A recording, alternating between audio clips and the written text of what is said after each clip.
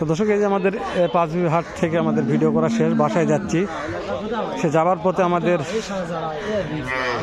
গ্রামের আমাদের এলাকার এক ভাই যে দুটো বলদ কিনছে, একটু দেখানোর চেষ্টা করতেছি যে কত দামে কিনলো, আপনারা একটা আইডিয়া পাবেন অবশ্যই।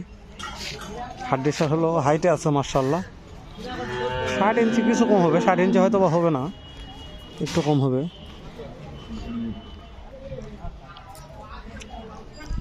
লম্বা আছে, হাইটে ভালো আছে। তো শিংটা আমার পছন্দ নয়, শিংটা অনেক মোটা কিন্তু লম্বা নয়।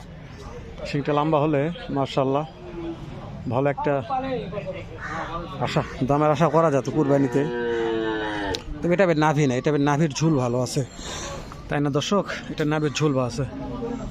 দুইটা হচ্ছে 3,05,000 টাকা গরু লাগ দেওয়া হয়েছে, মনে হয় 3,05,000 টাকা দিয়ে কিনছে।